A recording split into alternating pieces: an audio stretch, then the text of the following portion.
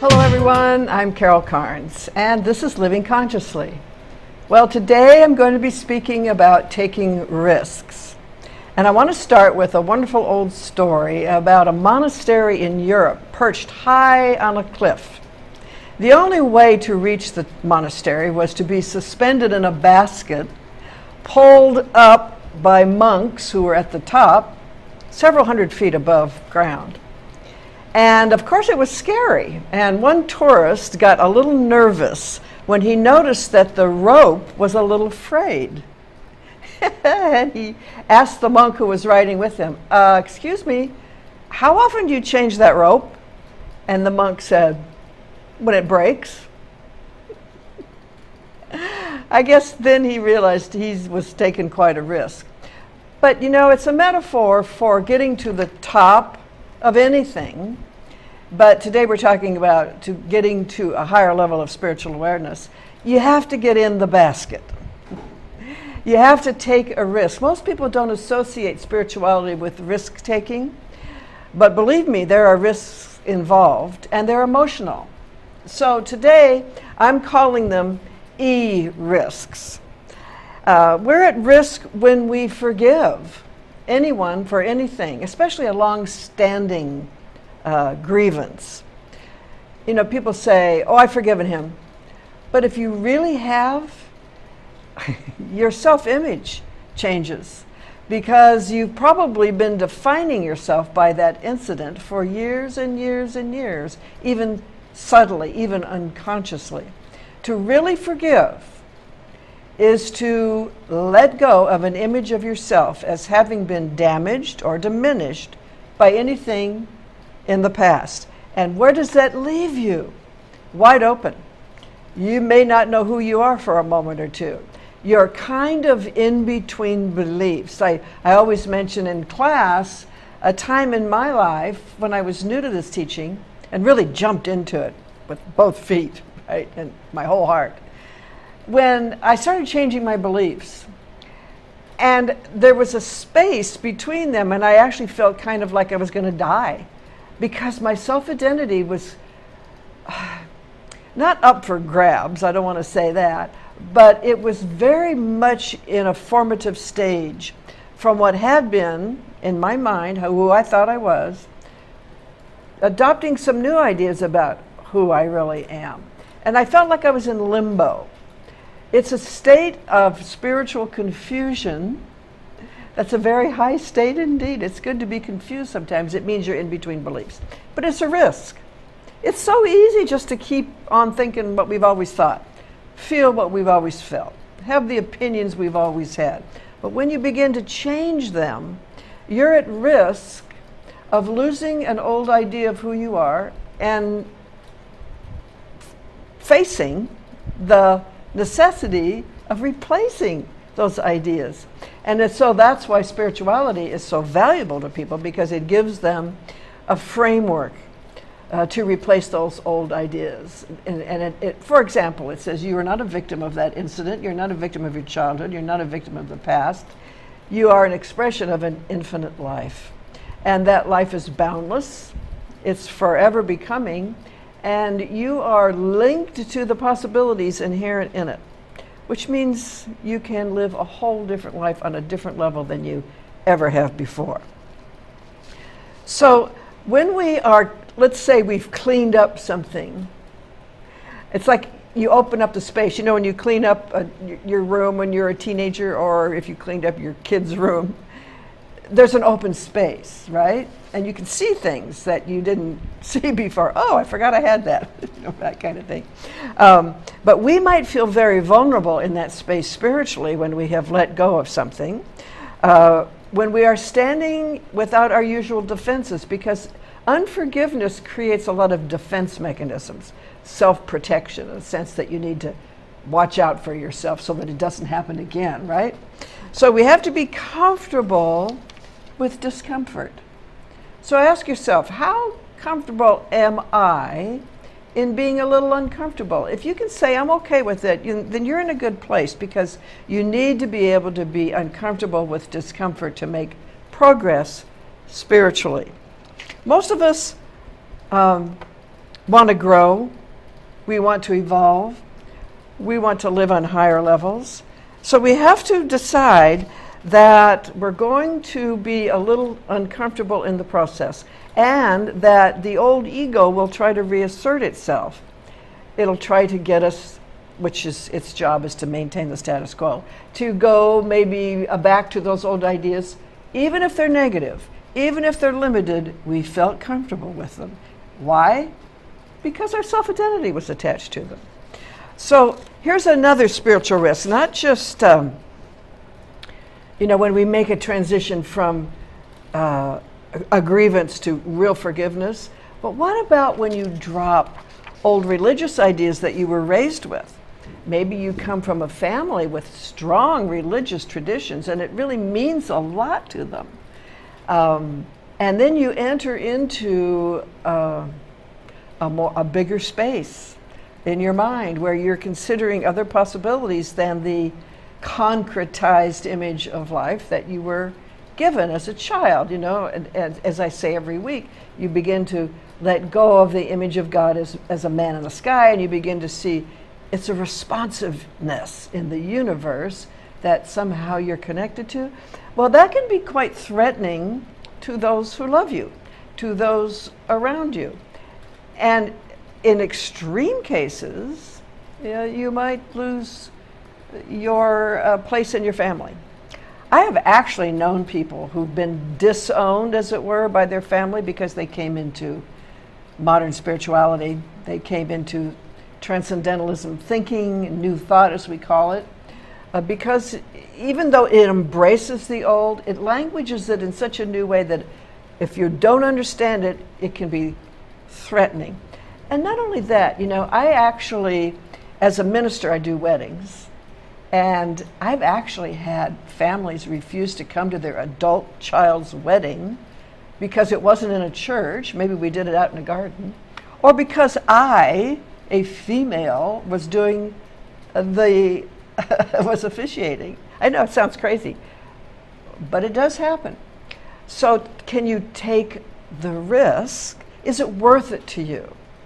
That's the thing. The heart always holds out for those folks to come around, but they don't always do that. It's like a person who's gay and they come out to their family. It's a big risk. And sometimes it's not a happy result, and sometimes it is. Sometimes people surprise you. But the risk has to be taken for that person to live authentically. Okay, I think we'd all agree with that. Here's another one. When you start a practice of daily meditation and you talk about it, because, believe me, you will. The benefits of meditation are so wonderful that you want everybody to meditate. Oh my gosh, I was such a pain in the old okole, as they say in Hawaii, when I first started meditating 40 years ago, because, I thought I had discovered the secret of the universe. In a way I had, in a very local way. But I wanted everybody to meditate. I'm sure I drove my friends crazy. But not only that, my choices changed. What I wanted to do with my life changed. I became more interested in esoteric, spiritual mysticism, if you will. I began to read different books than I never read before. And I wasn't so interested in going out and partying as much as I had been before. And so some of my friends just kind of looked askance and moved away a little bit. Others were drawn to it, and they learned to meditate themselves. The risk was there, however. I even had people say, oh, she's vegetating. I wish everybody would vegetate a little bit. So there's that risk of social ostracization. I tripped up on this word the other day.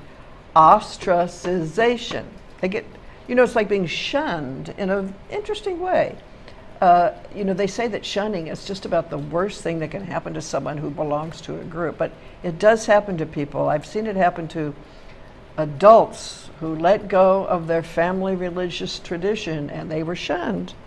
Okay, so the risk of spiritual evolution are deeply personal, but they are inherent in change. Every time we consciously initiate a change, we're at risk of a feeling of loss. for what we've replaced, what was there before. It isn't a loss, it's a shift, it's a transition from one state of mind to another, but the emotional self may feel that there's a loss, and we might even have a little bit of grief. I've known people who've had an experience of grief, this is interesting to me, over how they were raised. Not that they felt a loss, but they felt all of that were lies. You know, it's like if you were 10 and you find out Santa Claus isn't what you thought it was, if you went into grief over it. Most people don't. They might be a little upset, and they might say, gee, that's a ripoff, I thought it was real, but they don't keep it. But what if you did? You know, and it's that kind of experience that you're kind of grieving for the false ideas you were given as a child, even if they were well intended and your family meant well, you know. All right, so now what happens if you're in a committed long-term relationship and you throw down the gauntlet, as it were, or someone throws it down to you and says, look, my darling, this isn't working. We need to see a therapist. We need marriage counseling. We need to rethink the way we interact with each other. I'm not feeling as valued and as supported as I would like to be. When you start that kind of conversation with someone that you've been, quote, putting up with, or they with you. In other words, it's their behaviors have been seemingly okay with you, but you've been harboring resentment. And all of a sudden you decide, I can't do this anymore. You ever been to that place? You may have done it in any setting. I can't do this anymore. That's a big risk. You are at risk of losing the form of your relationship. You know, there are people who get to this point and then they separate, they divorce, and then after a while they come back around to be friends because they realize there was value there. They simply weren't able to communicate their needs in a way that needed to be done when they were together. And sometimes they never see each other again, you know, like it served its purpose and they moved on. But it's a risk. It's a risk to demand anything. It's like when you walk in to your employer, if you have a boss, and you say, look, I've been doing thus and so, and I haven't been rewarded for it. I think it's time for you to look at my performance and consider me for another position or a raise. That's a big risk. They might say, get out of here. It's possible. Or they might say, you know, you're right. I should have done this before. So anytime we initiate something new that we feel deeply is ours to own, that belongs with us, we're running a risk of someone resisting it, someone being threatened by it, and even our own emotions getting in a state of vulnerability where we just feel a little bit scared.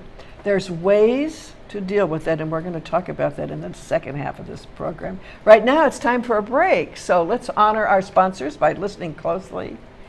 And don't go away. We have more to talk about how to take a spiritual risk when we come back.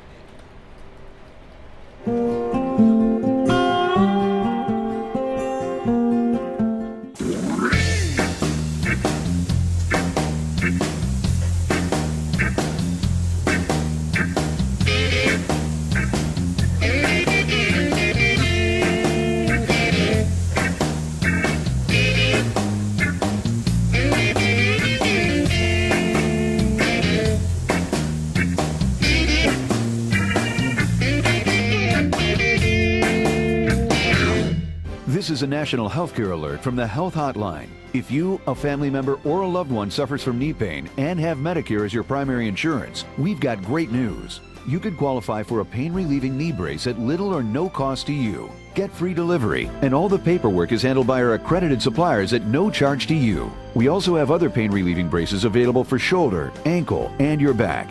Call the number on your screen right now to immediately receive a pain-relieving brace at little or no cost. Everybody wants cheap airfare, but where do you find it? You call Low Cost Airlines. They specialize in cheap flights, discount hotel rooms, cheap car rental rates, and with a best price guarantee. If you want the lowest prices on your airline tickets or other travel services, call now. That's right, call. That's the only way to get these rates. Experts are standing by 24/7 to get you the cheapest airfare and hotel rates available. So don't wait. Call now. Friend, do you remember when it felt good to withdraw your cash from the bank to expand a business, go on vacation, or buy a new car? Well, today, withdrawing your own cash has become a very risky business. According to the secret war, banks are now required to spy on us for the government and then report any suspicious or unusual behavior. I suggest you get the secret war free. Call the number on your screen or visit online.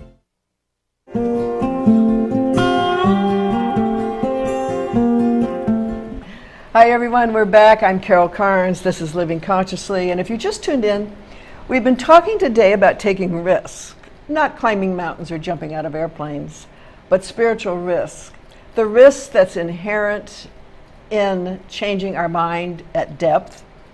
The risk that comes from shifting from family traditions to a new way of thinking, perhaps with religion. The risk, if you're gay, of coming out to your family. The risk of demanding more from your partner, setting new rules for the relationship or attempting to. The risk in approaching your job, your boss, asking for, every time we do any of those things, it's because, this is my teaching, it's because we have shifted our self-identity. And we started off by talking about the power of forgiveness. You see, forgiveness at depth, when you really do it, it's as if the incident never happened. So then who are you? Who are you if you can no longer define yourself or defend yourself or protect yourself because of what happened? It's very, very powerful. And what it does is reveal who you really are. And you can stand there in that light for a while, but pretty soon you're going to feel uncomfortable unless and until you have a teaching such as New Thought Spirituality, which helps you to re-identify yourself as a boundless entity of infinite possibility, as someone who's never been damaged nor diminished by any worldly experience, but who, in fact, is always greater than their experience, who, in fact, is always the only constant in their experience. So who's always present in your life? You. And who are you, if not a perception of who you are? So this beautiful teaching says you can change your mind about anything, and the more inclusive it gets, the more expansive it gets, the more spiritualized you're thinking, the better life gets. So in the process, there's a level of discomfort when we change our mind about things, and so the spiritual warrior, as it were, is a person who's okay with being uncomfortable for a while, not being so certain about anything for a while, but living in the question. You know, don't you love that question? If love is the answer, what's the question? Anything you could ask. The answer is love, which means oneness with, which means all sorts of things personally and for the world and for spirit, and love is the answer to every question. So I'll give you an example, though, of how easy it is to fall back into the old way if we're not comfortable with discomfort. I used to be in the weight loss business years and years ago, and there was one woman who used to come in. She was quite obese, a lovely human being. We loved her because she made us laugh so hard. She was hilarious. And a lot of her humor, though, was self-deprecating. You know, there's a defense where someone unconsciously makes fun of themselves first so that you can't. You know, that's not unusual. And she was kind of like that. She was a very intelligent and very witty human being. She lost 100 pounds. And we all noticed that she stopped being funny. She noticed it too. And she said to me one day, "I don't like who I am, Slim." She said, "I don't know who I am." And she gained all the way back and was starting to crack jokes again. She had so identified with that aspect. She had so identified with the defensive, self-protecting, body-armored human being because something had happened deep in her past that she wasn't able to let go of, and that self-identity was attached to it. And I want you to know that can be how it is. that the ego mind gets uncomfortable when the higher mind, the true self, decides to make a shift, make a change. But it is so worth it to stay with it. No one ever said spirituality was a day in the park. It's a challenge to go against the crowd, to go against your own family traditions. It's really a challenge to go against your own perceptions of how things are. And here's why. Every human being has a basic sense of what reality is, and a lot of it includes our sense of source or God or cause, right? I mean, it just does. We made up God in our image and likeness so that we could feel comfortable in this scary world where animals were chasing us and stuff like that, right? So people made up God in their image and likeness. And that doesn't mean there isn't a God. It means our image of it has been way too little and too local when actually it's a universal presence, right? But that's your reality. And if that's your reality and someone challenges it or you challenge it yourself, it's like shattering your reality. And so you're thrown off your game a little bit. Actually, there's nothing more wonderful, but it's also rather scary. So this is what happens to people when they begin to practice meditation or New Thought spirituality. At first, they're just higher than a kite because, oh, this is so much better than I used to believe, et cetera, et cetera. But as time goes on, and they realize this teaching is about us, it's not theoretical. It's not just an idea. It's actually an experience of being. And that if we want the full experience of the joy of living, we're going to have to look at some of our own beliefs, some of our own limited ideas, and that makes people uncomfortable. Sometimes they run away and come back later, and sometimes, like me, they just jump in and say, okay, I'm willing to do this, whatever it takes, because I don't want to be considered a victim anymore. I don't want to be, in my case, shy anymore. I want to step out and see what I can do with this mind that I've got. But that's a deep choice in that moment. Am I willing to let my higher mind show me who I really am? Now, how can that happen if we don't take some mental, emotional risk? And how do we start that? By denying what we thought we were. And that can be as simple as saying, I am not a victim of my childhood. I am an ever-evolving conscious being that is greater than any experience I've ever had. That's one of the key stones of this teaching, is that you're greater than any experience you've ever had. We're meant to have happy hearts and clear minds. We're meant to have a degree of vitality appropriate to our lifestyle that includes health and well-being. We're meant to be supplied by our ideas, and that means to live in the flow of some kind of abundance. You know, flow is not the same thing as stockpiling, and it's certainly not extreme poverty. It's right, that's that middle road, that middle stream where life is unfolding for us by means of us, by means of our higher beliefs. And that all changes when we really start thinking about who we are. That's our true potential, to be free of false ideas and to be centered in the truth. Ralph Waldo Emerson said, the lesson is forcibly taught that our lives might be much easier and simpler than we make them. Now, we've complicated things so much, and we've made things much harder than they need to be. Emerson's one of my favorite American man of letters, and I would encourage you to read his essays if you have not already done so. They're very enlightening and very inspirational. He said, place yourself in the middle of the stream of power and wisdom which flows into you as life. Place yourself in the full center of that flood. Then you are without effort impelled to truth, to a right and perfect contentment. So if you don't know where to start, find something to forgive. Oh yeah, you can think of something. It could be something that happened this morning. You know, one of the great practices of New Thought spirituality is one of the hardest, or let's say the most challenging, is to forgive as it happens. Forgive in the moment. You know, somebody cuts you off in traffic. Don't carry that. Just say, I forgive and let go. I've done it myself. You know, most things that hang us up about other people are the very things we've done or have contemplated doing or wish we had the nerve to do. So everybody deserves our forgiveness because everybody's living in their own level of ignorance of their own beauty and truth and God and who they are. And that's the problem. So find something to forgive and get it done. Find someone who needs your compassion. Can you think of anybody right now? Oh, just watch television. Lots of people need compassion right now. What is compassion?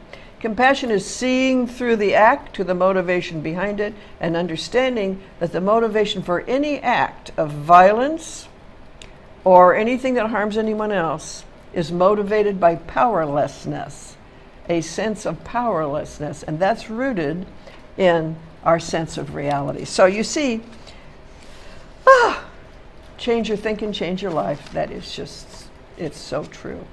All right, I'm just very happy to be able to bring this program to you, and I'm very grateful for the Las Cruces channel for helping us put it on. We meet every Sunday morning at the Mesilla Community Center on Calle de Santiago at 10:30. We do a talk like this. We have question and answers. We do a little meditating. It's a wonderful experience. I'd love to have you join us. Get on our website, MV, Mesilla Valley Center for Spiritual Living, mvcsl.org or .com, either one, and make a donation to us. Say, yay, Carol, I like your program. I want to support you. We definitely appreciate that. So in the meantime, do you just stay tuned into your higher nature and know it's there and let yourself change your mind about anything that has kept you from being happy, healthy, wealthy, and in love. Peace. See you next time.